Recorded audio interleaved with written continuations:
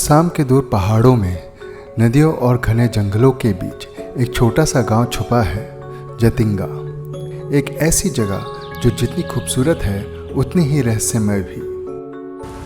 हर साल जब बारिश का मौसम अपनी आखिरी सांस लेती है, जब सितंबर की धुंध पहाड़ों को ढक लेती है, एक अजीबोगरीब दृश्य शुरू होता है। हजारों संख्या में परिंदे अचानक आसमां से नीचे गिरने लगते हैं, जैसे कोई अनजान शक्ति उन्हें खींच रही हो, जैसे ज़मीन उनको बुला रही हो। सबसे पहले इस रहस्य का जिक्र इंटरनेशनल लेवल पे 1960 में हुआ, जब British T state manager EPG ने इस घटना को रिकॉर्ड किया।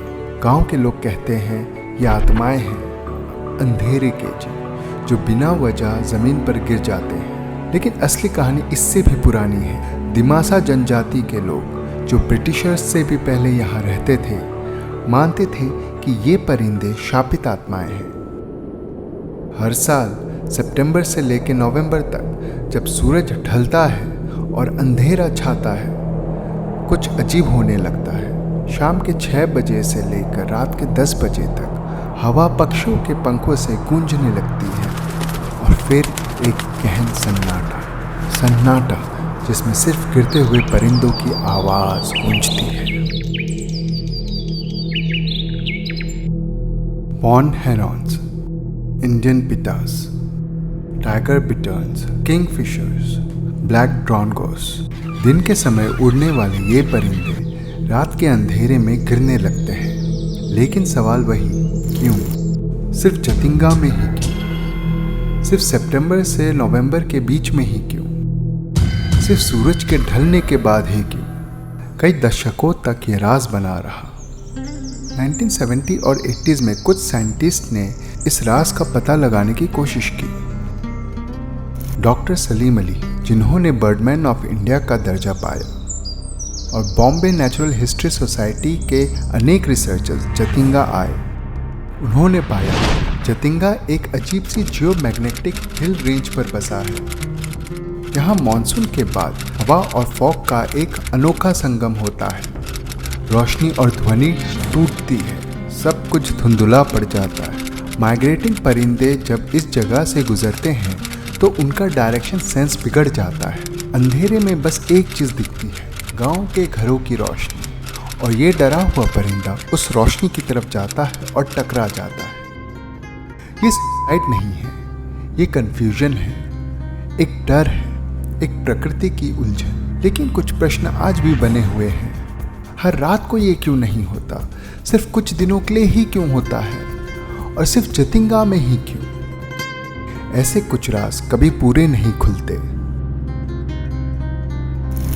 पहले गांव वाले इन गिरे हुए परिंदों को अशुभ मानते थे, उन्हें मार दिया जाता था।